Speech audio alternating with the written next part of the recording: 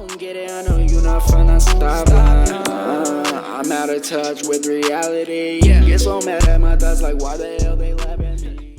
Yo, what's up, YouTube? It's ZTAY, aka Low Red. Welcome back to another podcast. This is the second podcast. We're going to be dropping every single Wednesday. Today, I have a lot of things I want to talk about, including a lot of the playoffs. Talking a lot about the playoffs, my predictions once again, because the playoffs next week, they start pretty much.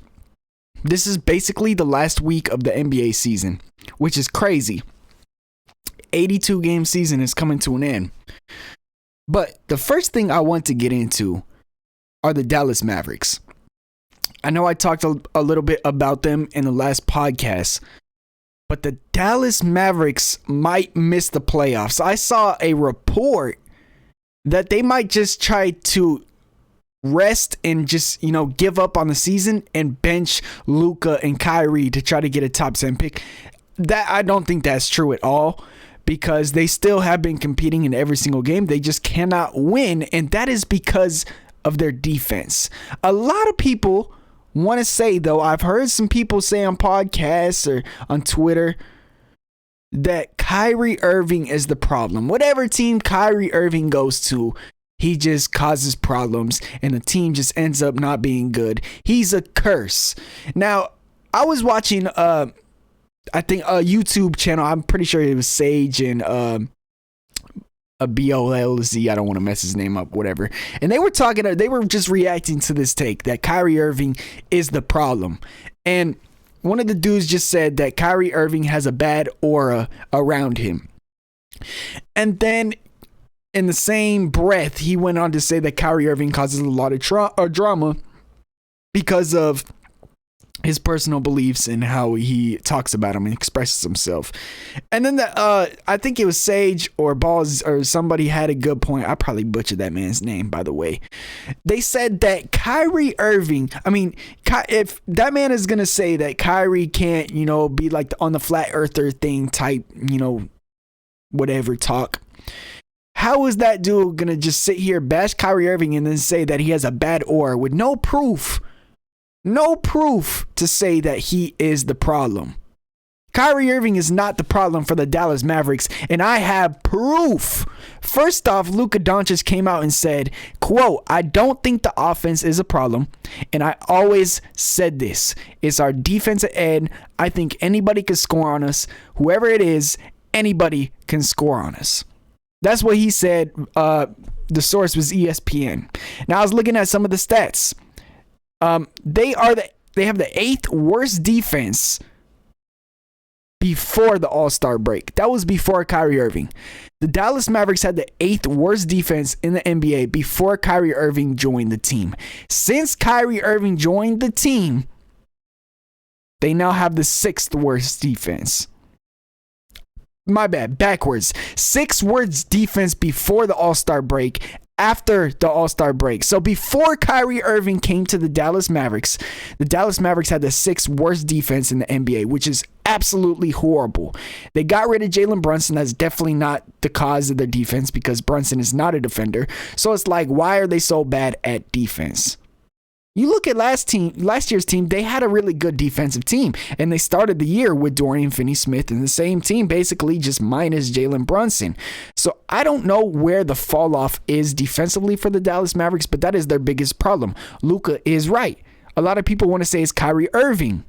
Now, since the All-Star break, since getting Kyrie Irving, they have had the 10th best offense in the NBA. So offense is not their problem. Before Kyrie Irving, they had a good offense too. But since Kyrie Irving came, they have the 10th offense and the 8th worst defense. 9th worst defense in the last 15 games, which are the games that they need to be winning. Now I went on, okay, let's look at some stats. If Kyrie Irving is the problem, let me look at his stats the last 15 games where they've been horrible. First off, the last 15 games with Kyrie Irving playing, he is 3-8. 3-8. He had a game in there where he didn't play with Luka and they won. Luka, the last 15 games, is 2-8. Now, here comes the narrative. Kyrie Irving is the issue. I'm looking at Luka's stats right here. He's averaging 29.5 points a game in the last 15 games on 44.5% shooting, 30% from 3, 8.5 rebounds, 8 assists, almost 4 turnovers a game, and defensively, he's not even averaging a steal or a block, which I don't expect him to lead a block. And he is 2-8 in the games he's played in the last 15 with a minus 2.8. And you're like, okay, he has a minus 2.8 because the Dallas Mavericks have been trash. It's Luka. He's been having to carry the whole year, the whole beginning of the year. Everybody was saying, Luka needs help. Get Luka help. This team is not going to do anything. And I was just hearing this from Dallas Mavericks fans the entire first half of the season. I just did not understand it. I really didn't get it. And I tried telling them, obviously I said in the last video that Luka is James Harden. Okay? I am one of the biggest James Harden fans you guys will ever meet or listen to.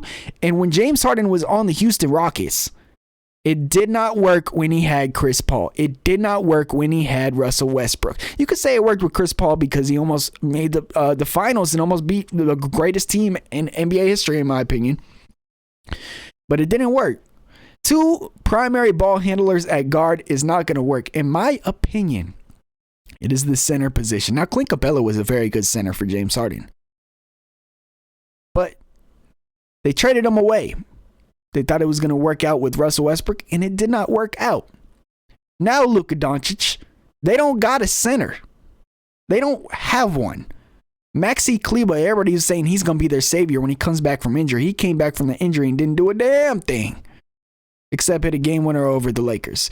But besides that, he hasn't really done anything to help them. JaVale McGee does not get any minutes at all.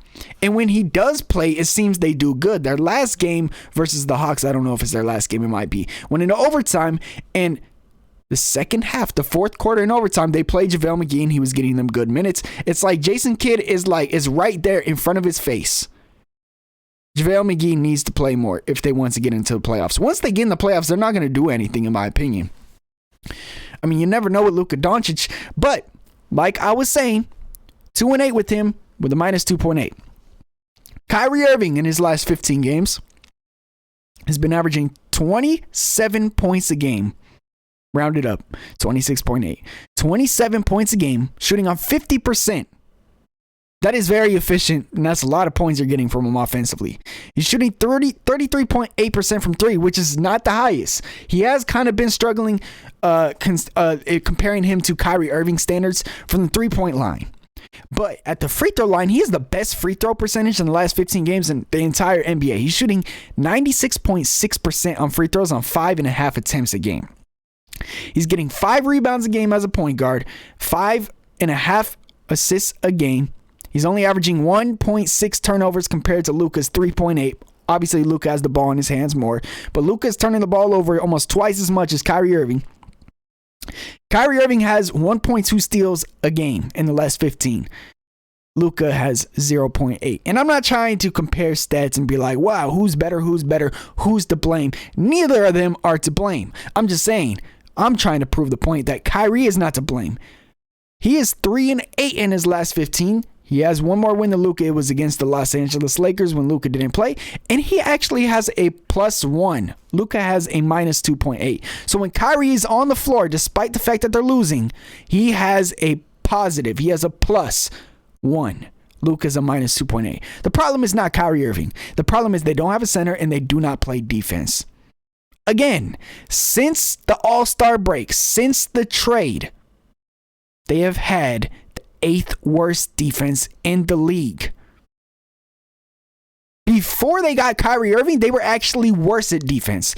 They got Kyrie Irving and actually played a little better at defense. That's just saying how bad they are at defense. And Kyrie is an offensive merchant. He's an offensive player. He's not known for his defense. In his last 15, he's averaging 1.2 steals a game.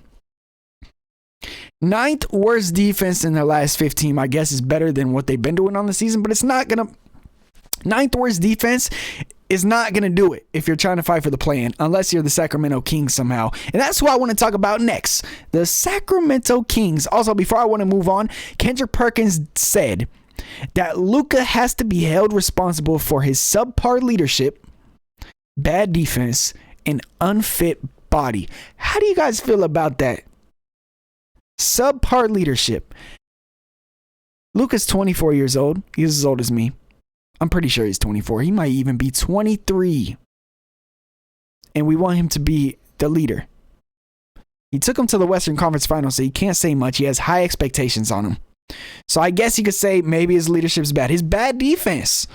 Maybe Luka, although he said the problem is we can't defend anything, maybe it starts with him. Maybe it's because he can't defend anything.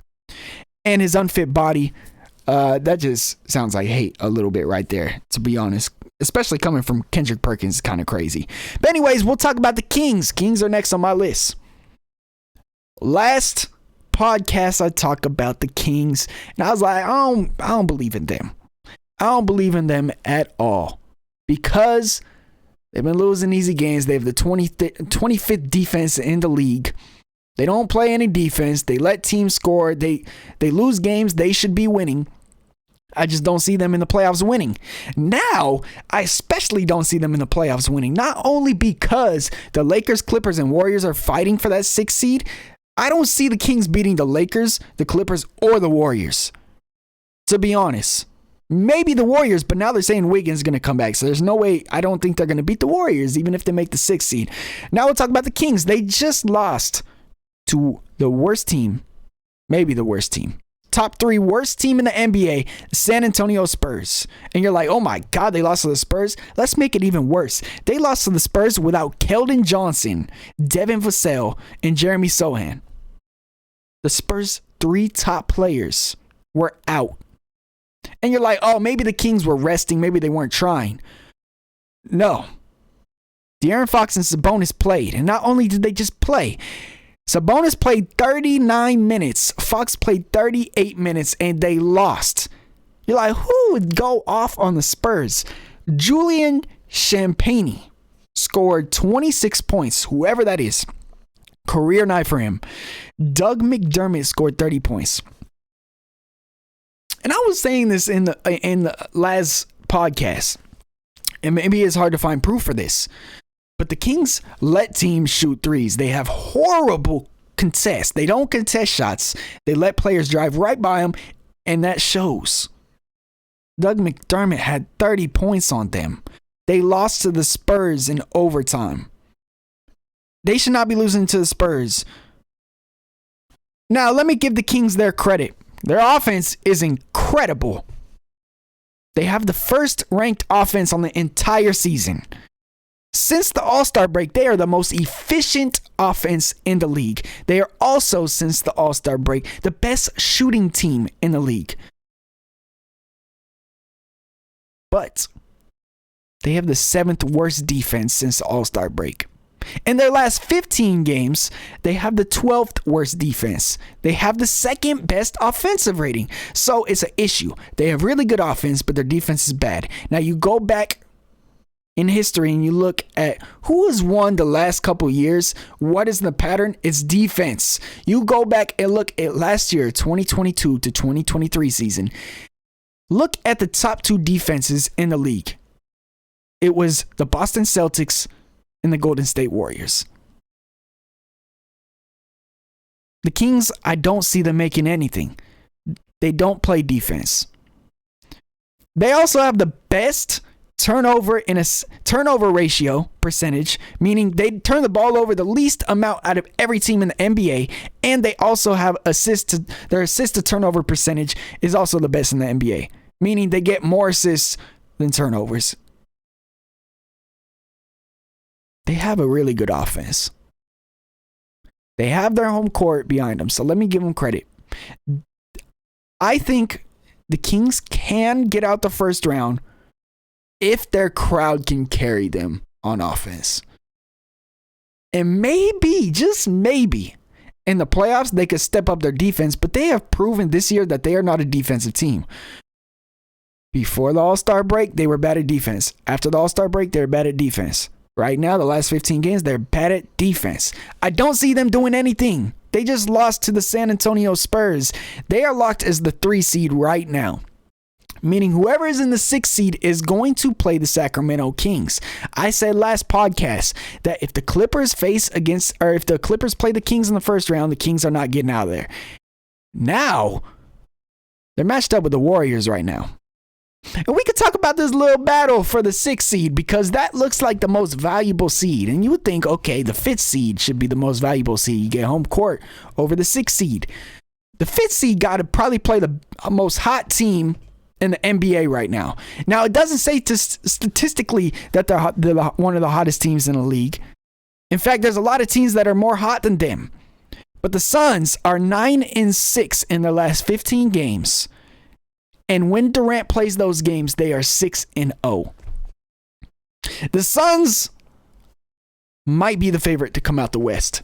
They have not lost a single game with Durant in. Although, the Lakers have not lost a single game when D'Angelo Russell, LeBron James, and Anthony Davis are playing together. So when that big three is playing together, the Lakers have not lost. When the Suns' big three is playing together, that duo is not lost. And right now, it's looking like the Lakers might finish with the 5th seed. If we win all the rest of our games, the Lakers get the 5th seed.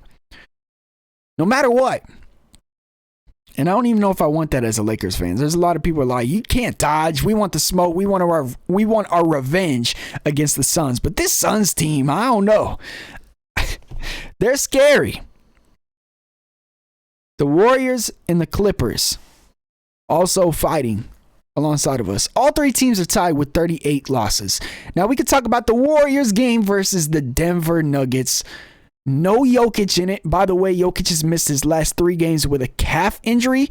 Calf injuries, you never know about them. So this might not be a good sign for the Denver Nuggets. You never know about them. They're first seed going into the playoffs. They should be the best team in the West, but right now the Suns are looking like the best team in the West. So are the Nuggets in trouble? I mean, in Denver, they look pretty damn good. Warriors lose again on the road. That means they've only had 9 wins this entire season on the road. That's horrible. They did have a stretch last week where they won 2 road games, but it went right back to it. They got off to a really good start against the Denver Nuggets. They looked like they were just outsmarting them. Whole bunch of backdoor cuts, wide open layups in the first half. And in the second half, Curry and Clay just could not shoot. On the road, you cannot rely on shooting. Now, the Warriors actually have... I'm pretty sure the Warriors have the best assist ratio team in the entire NBA. Although they have that every single year. They also are the worst team in turnover percentage, which means they turn the ball over at a higher rate than any other team in the NBA, which is kind of expected with how the Warriors play. The problem with the Golden State Warriors, the biggest problem, is not the road games.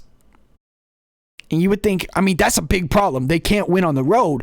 But this is why they can't win on the road. They are just relying on their offense. Last season, they were a different team because of one thing, and that is defense. The Warriors last year were one of the best defensive teams in the NBA. They were a top 3 defensive team in the NBA last season. And maybe you could say that is because Andrew Wiggins has not played. He has missed 21 games for the Golden State Warriors. And even when he was playing some of those games, he was playing coming off a sickness. If you guys don't remember, Warriors fans probably do remember, the beginning of the season, Andrew Wiggins got sick and missed a couple, actually more than a couple games, more games than he probably has or should have missed. And then when he came back, he was very rusty. He wasn't shooting good. He was shooting like 5 for 16, 5 for 13 every single game. And then he had the issue. And all the rumors were about his girlfriend was cheating on him. Those are just ridiculous rumors started by little kids or something. Because it was a family medical medical issue with his dad. Andrew Wiggins has been doing private workouts, is ramping up to come back. And maybe this could save the Warriors season. The Warriors are the 6th seed right now in the NBA. They have no defense. Last year, they had the 2nd best defense in the league. This year, they are 18th on the season. They are the third most efficient team in the NBA this season. In the last 15 games, they have the 11th worst defense. 18th worst defense on the season. The last 15, they have the 11th worst. They're getting bad. They're bad at defense. They can't defend a damn thing, especially on the road. And they rely on Steph Curry to bail them out every single night. Now, the Warriors' hope is that when Andrew Wiggins comes back, their defense is going to get a lot better. They just got Gary Payton back. He's looking good defensively. DiVincenzo's a pretty solid defender. Draymond Green, Kevon Looney. And it's like, what's going on? How is that?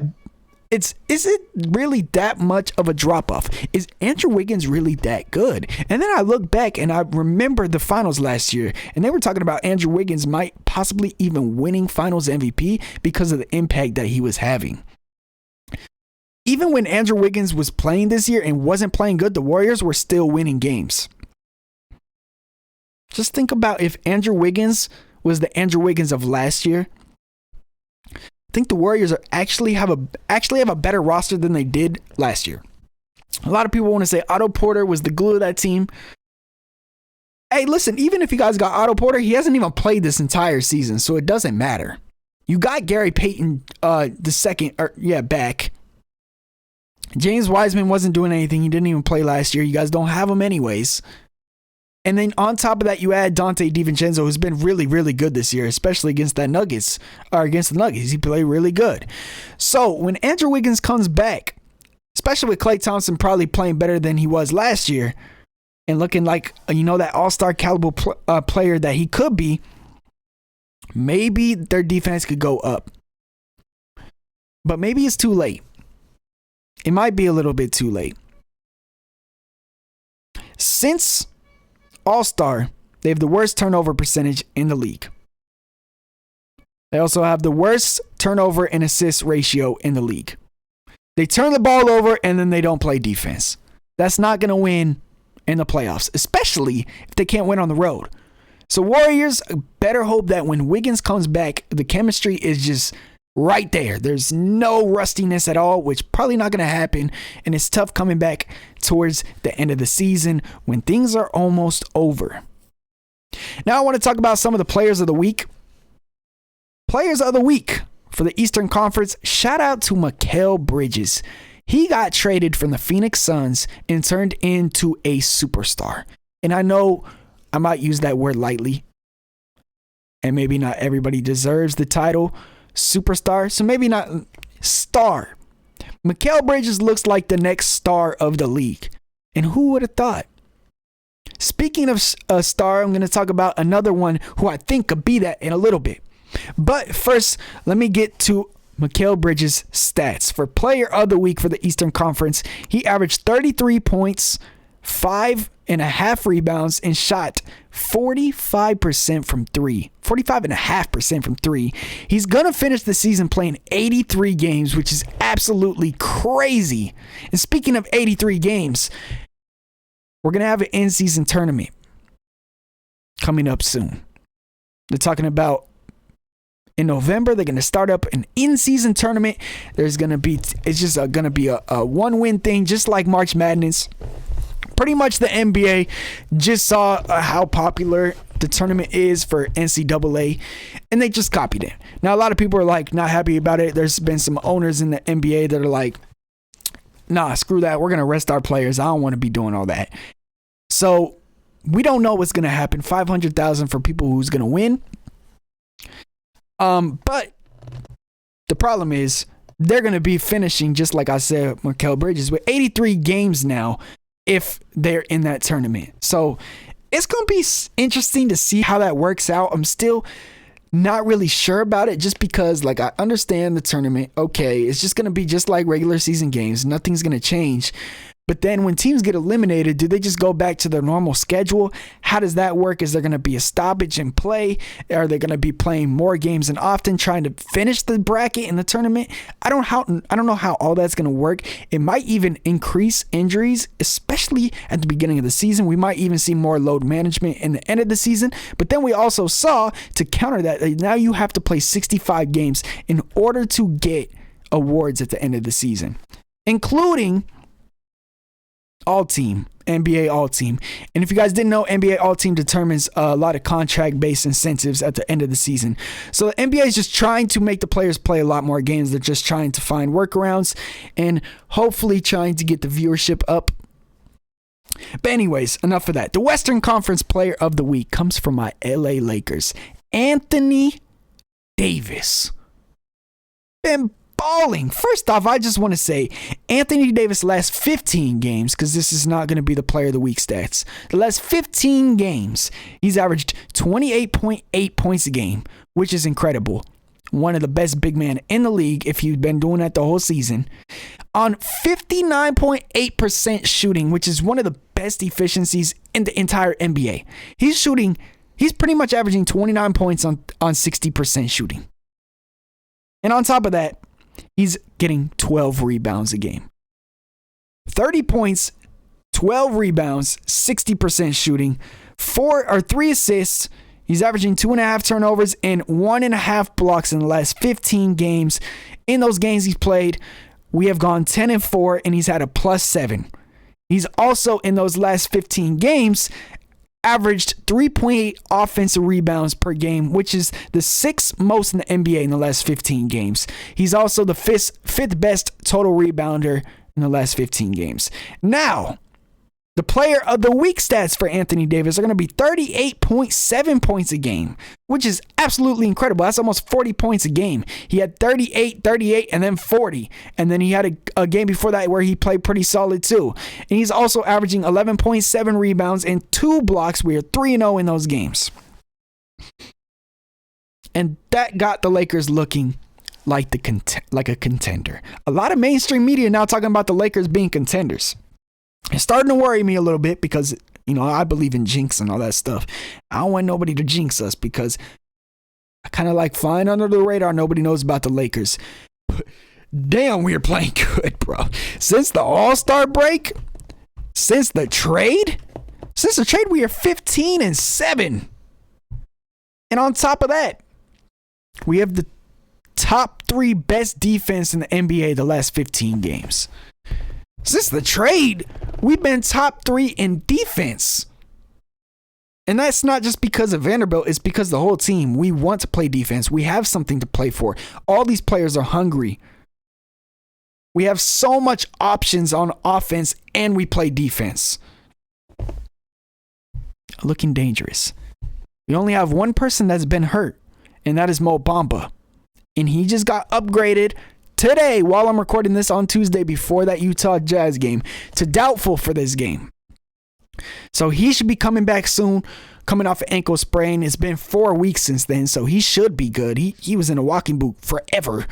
So I don't know. I'm pretty sure he's been shooting around and everything, so hopefully he'll be coming back strong. D'Angelo Russell, though, one thing about him is he has not been playing through any type of soreness at all. We'll have a lead, and I think Darvin Ham's like, we could afford to do it because he just trusts Dennis Schroeder so much. But he's just like, D'Angelo Russell, you could just sit. Against the Rockets, he started the game, did not get hurt, and then at halftime, they're like, he's not going to finish the game because his foot is sore.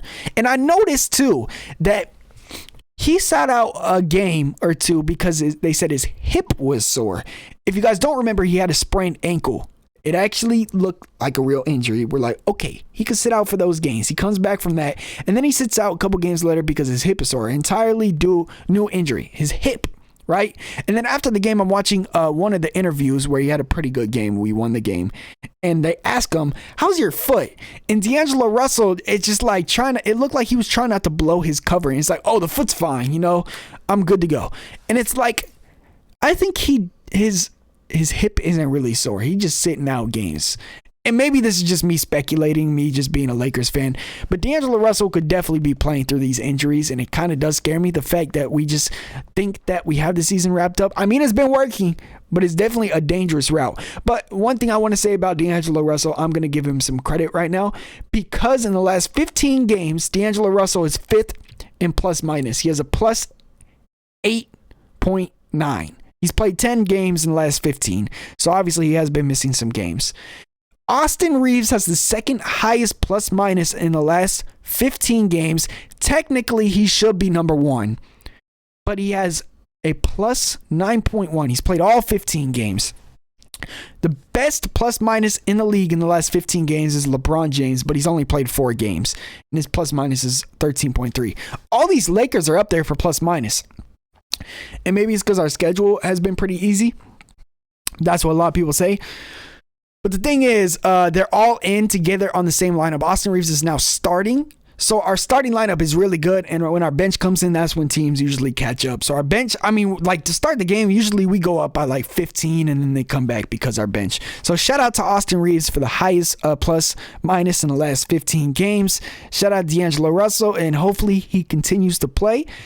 But the Lakers definitely look like we can make the 5th seed, and that goes to the Suns, and that's kind of scary because they're 6-0 with Durant.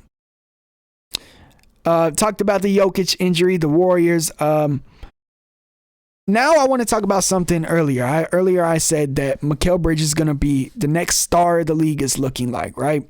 And then there's another player out there. He's a wing player.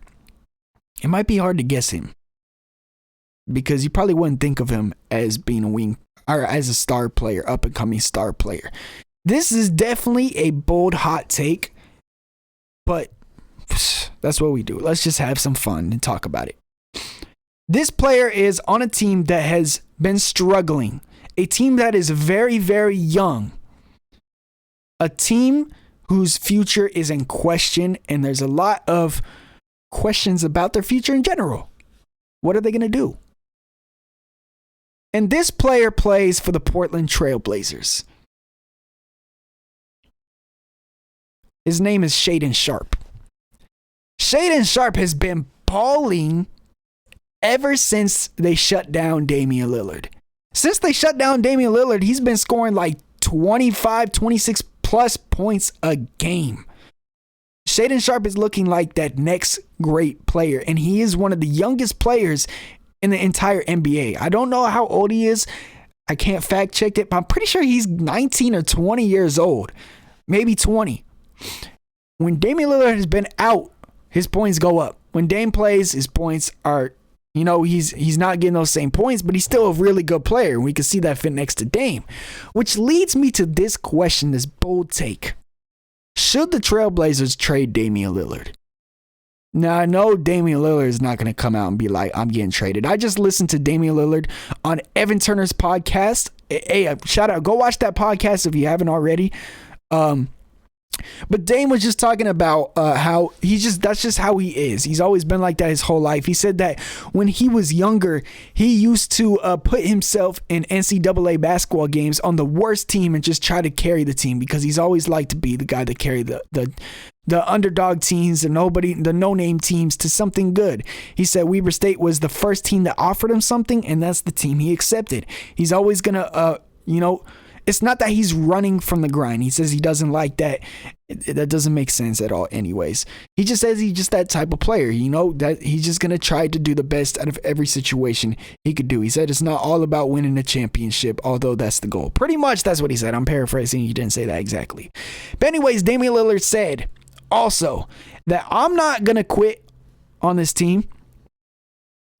He did say, not in the podcast, but he doesn't want to rebuild, obviously. He said he's not going to quit on the team, but he said, but if they decide they want to trade me, I'm not just going to be like, no, don't trade me. That's disrespectful. He said he's just going to do it. He said he's just not going to force his way out of things. He's just going to, pretty much just live with what happens to him.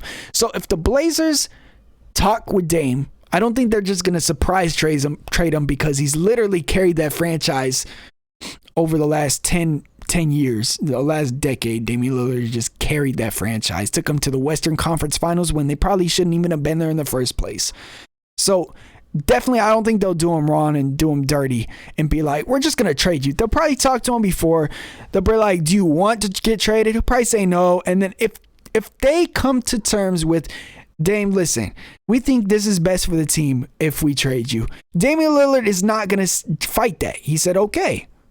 Now, he's not going to go team up with the superstars. If they ask him which team you want to go to, that's a good question. Which team would Dame want to go to if he was asked that? And I know this is all hypotheticals. Like, Dame's probably not going to get traded, to be honest. He probably going to end his career on Portland. But I'm just saying, if Damian Lillard gets traded, and they could get something really good back, Shaedon Sharpe can be that man of that team. Now, everybody's thinking Anthony Simons, but his defense just, he's gotten a little better since last year, but he's like top 20 worst defender in the entire NBA statistically. And that's not just me opinion based. Look it up. Statistically, Anthony Simons, I can't say his name, is one of the worst defenders in the entire NBA. Shaedon Sharpe, athletic, he could shoot, he could play defense. I'm telling you, he's next up. Kind of reminds me of Mikal Bridges. Yes, he's a long wing player. Maybe that's why he reminds me of him. He's young, but Mikal Bridges, when he was young, coming up out of nowhere for Phoenix, that long player, guarding everybody. By the way, Mikal Bridges guards the best player every single night. I'm pretty sure I saw this stat. I'm pretty sure Kenny was talking about it. Kenny Beecham, by the way. And he was saying that Mikal Bridges, more than any other player in the NBA, chooses to guard the best team's opposing player. And he plays 83 games. Mikal Bridges is just something different. I think Shaedon Sharpe has that type of potential too. So yeah, there's a fun hypothetical. If they trade Dame, I think they could go in that direction. Or they could even try to trade Shaedon Sharpe and try to get Dame that championship. It's tough. The Blazers are in a tough spot. Are they going to try to rebuild, or are they still trying to contend and get the best out of Dame's last couple years? Because statistically, advanced stats tell us Damian Lillard was the best offensive player in the entire NBA this season. Some people say he might even deserve to be first all NBA this year. And I can't even just say that's crazy. They might be right. His team was just bad. At the beginning of the season, they looked like they had hope too. They were one of the top teams in the West. So I want to go through some of these hottest teams in the NBA, because I was just really trying to think, who is going to win it all? And then I saw this YouTube video, and he pretty much, or I think it was a TikTok, just quick little thing. And he was just pretty much going through, I'm going to show you guys based on percentages and stats and numbers. Over the last couple years, I'm going to base everything on that and, create a formula to see who's going to win the NBA Finals this year, who's going to make it all.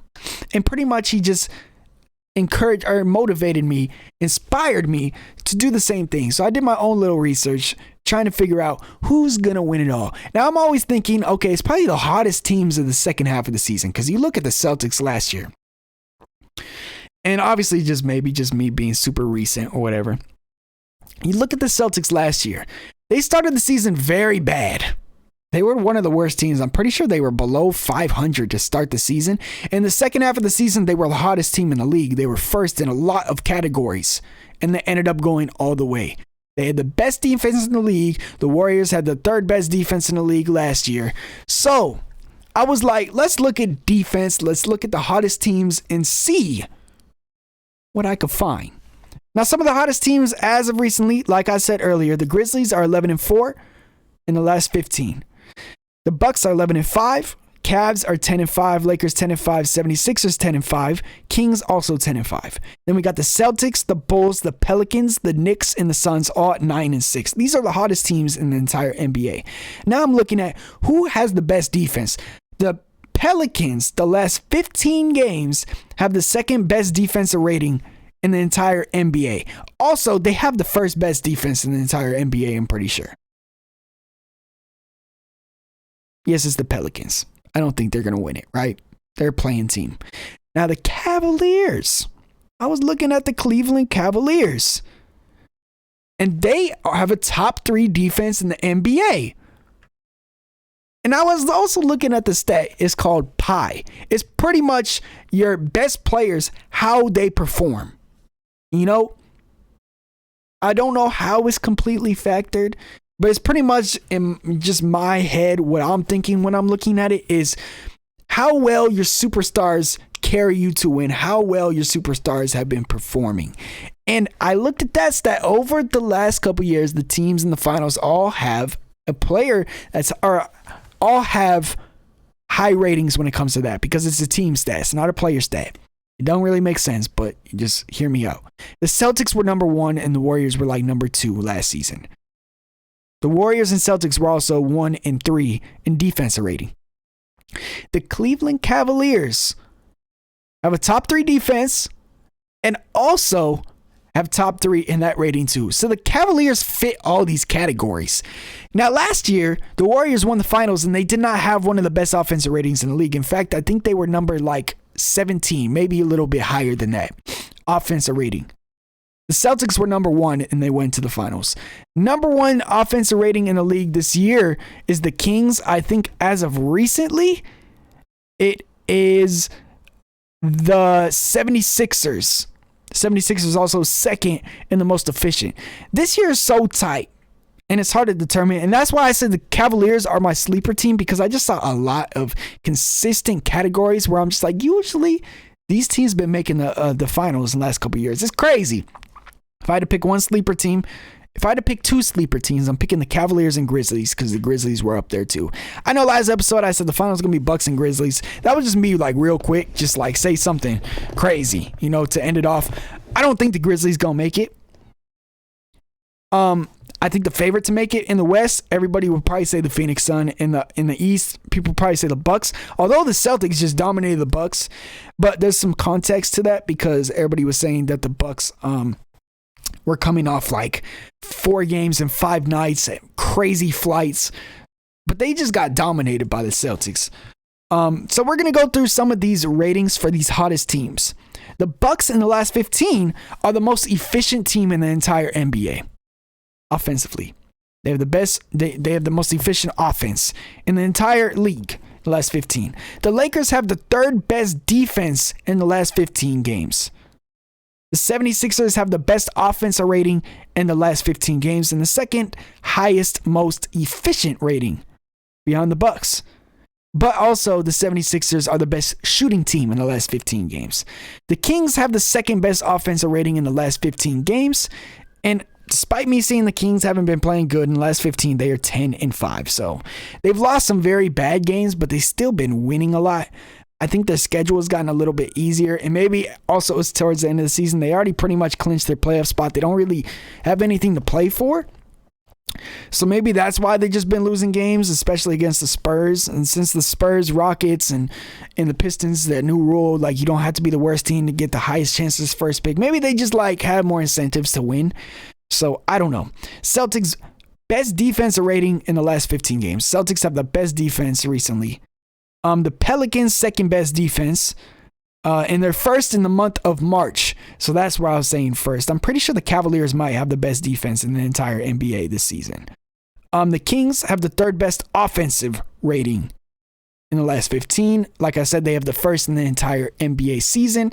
And they have the 10th worst. Oh no, this is the Knicks, my bad. The Knicks have the 10th worst defense. So, all those ratings out there, we're just going to talk everything without stats. Sometimes stats get overwhelming. Sometimes advanced stats are just like a bad way to try to judge something. For example, right now I'm watching the Celtics game and they got a lot of bench players in, so maybe they're just not trying no more. I'm just playing.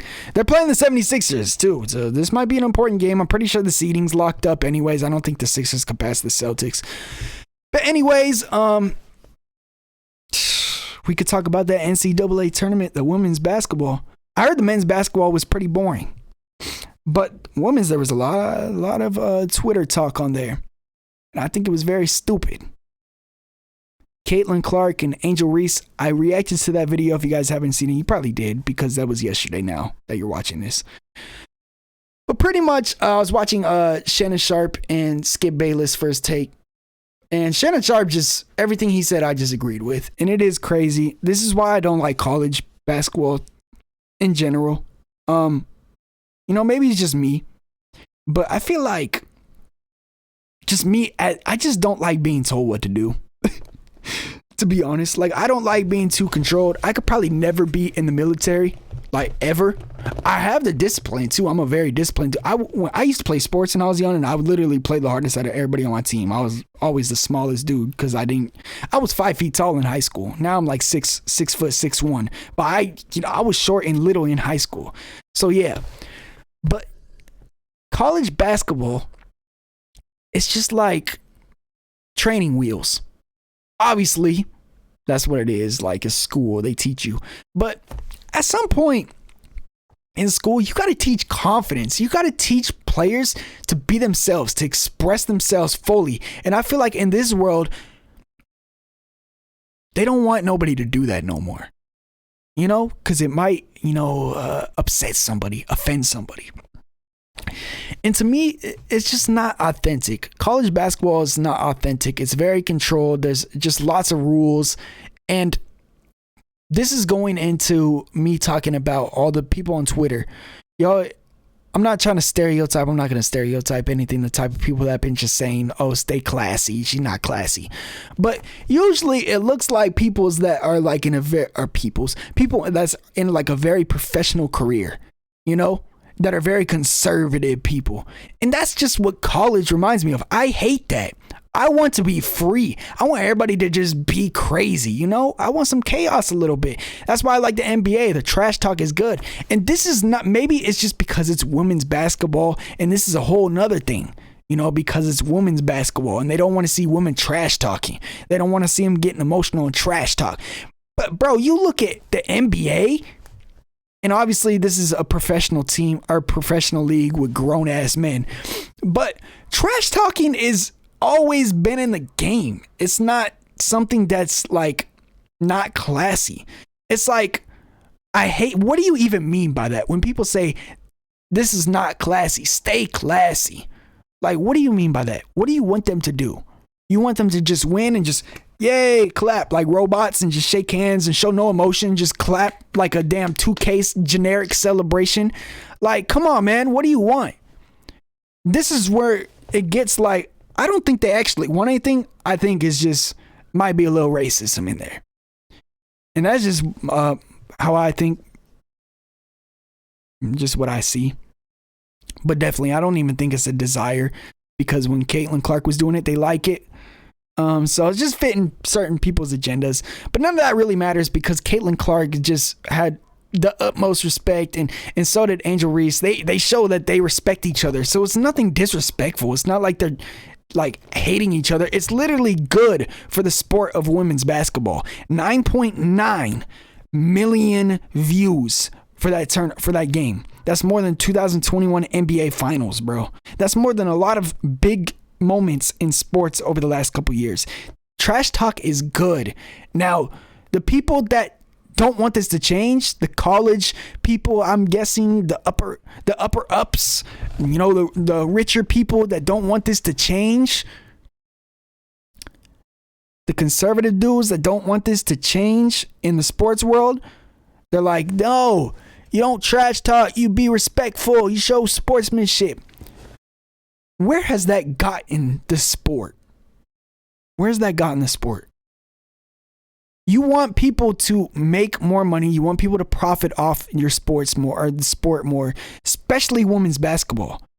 Everybody's always saying why, and they deserve equal pay, and they do. But the thing is, they don't create enough revenue and everything from it. So this is growth. This is getting to that spot, and now we're trying to shut it down. It's like people don't want it to get up to that. Trash talk is good. This is so good. There's nothing wrong with anything that happened in those games. I loved it. You look at a player like Patrick Beverley, Dylan Brooks in the NBA.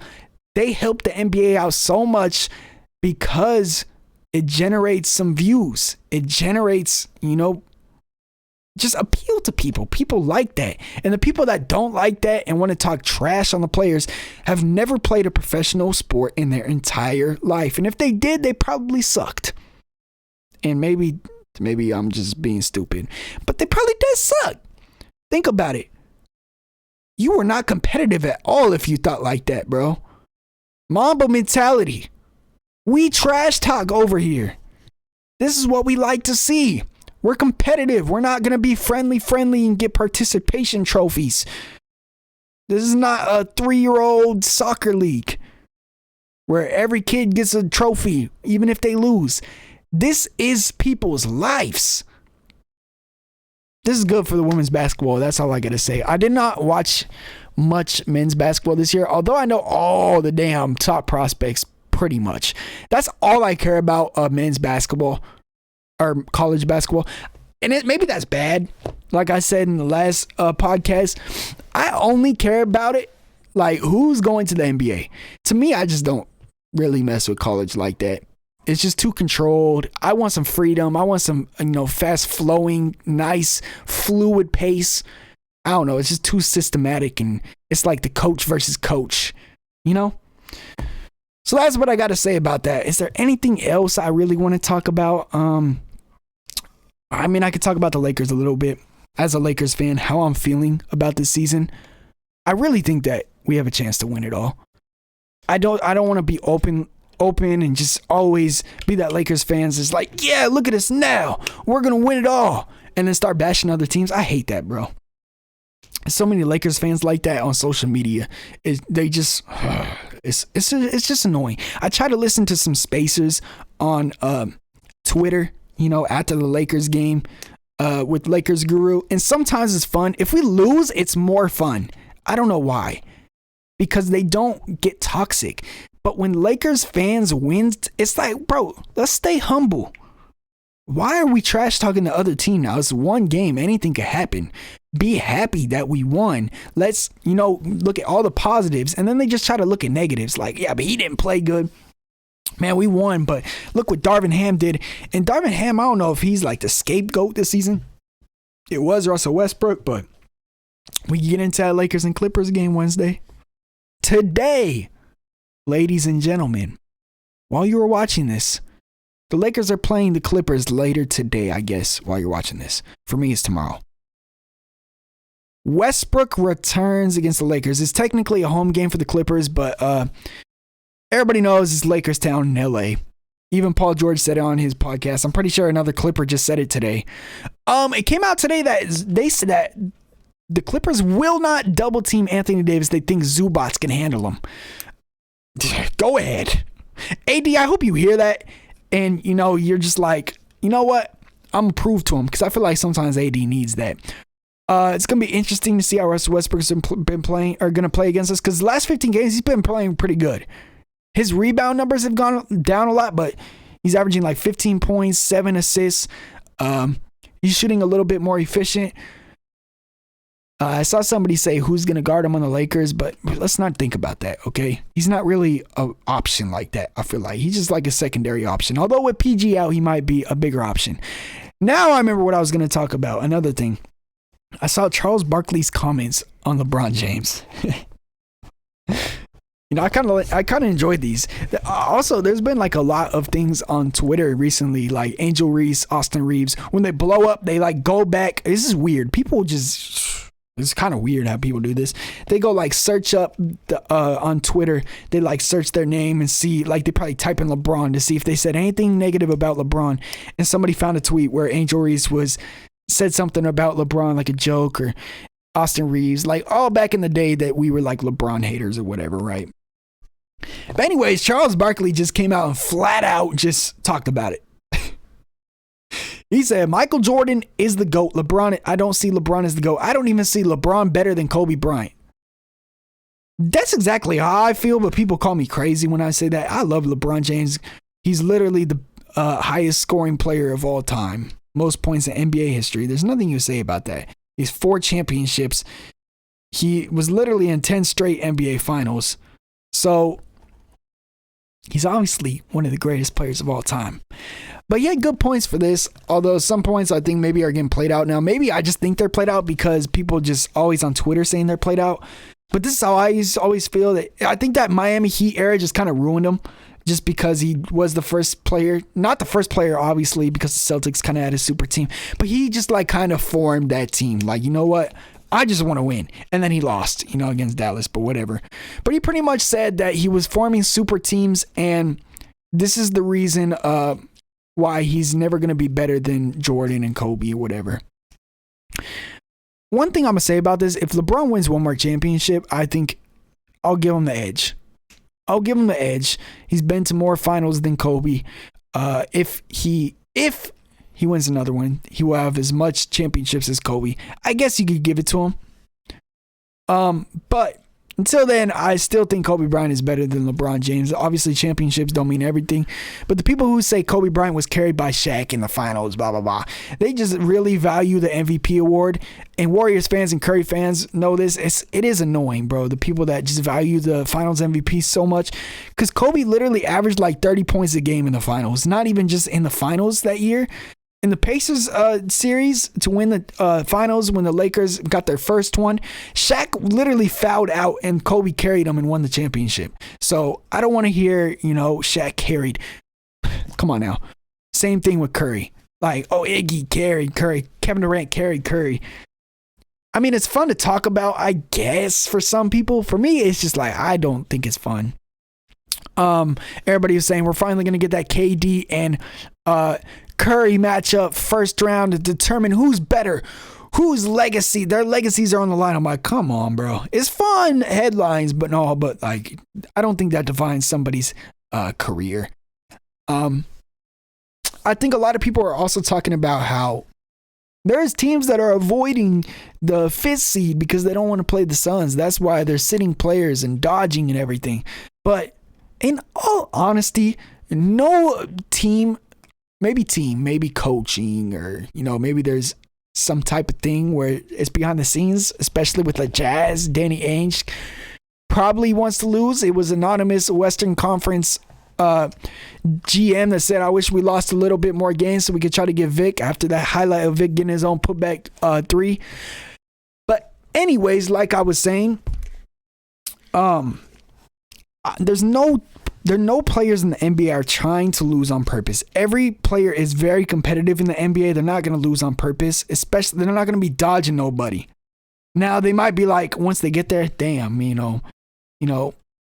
it's going to be tough. I wish we played this team instead of the Suns, but they're not going to be going into a game with a full crowd there and be like, hey, let's lose. I'm going to lose this on purpose so we don't have to play this team. Nobody's doing that. Come on now. So, yeah, nobody's dodging the Suns. Nobody wants to play them if they had a preference, but nobody's going to be dodging them. So it's interesting to see this last week of basketball. The next time you will hear my podcast will be the playoffs, I'm pretty sure, which is crazy to think about. It's already April. By the way, I'm going to the Lakers and Suns game, talking about the Suns. Maybe a first round matchup. Lakers and Suns game on Friday. And some people are be like, hey, if the Suns win that game, they don't have to play the Lakers in the first round. So maybe they'll try to win. We'll see. It's going to be Durant versus LeBron, maybe. I am going to that game in person. It is my birthday that day. I'm really hoping that KD and LeBron play and the Suns try to win so it's competitive. That's going to be fun. Maybe a first round matchup if the Lakers decide to win that game. So, yeah. Clippers game on Wednesdays to take that 5th seed or the 6th seed away from them. Because they have the tiebreaker over us. So there's going to be some interesting games coming up for the Lakers. I don't think the Jazz games are going to be interesting. We have 2 Jazz games. One today and then the last game of the season also on April 9th maybe. Playing, I think, starts April 11th. But yeah, other than that, the Clippers and Suns games are going to be very interesting. I think the Lakers already have 2 wins. You can mark them up against the Jazz. Markkanen's not playing. Clarkson's not playing. They have a couple people just not playing. Although they said Colin Sexton might come back. But then we just got, that's another thing. Clippers been resting for a very long time. I'm not trying to say excuses, but the Clippers been resting.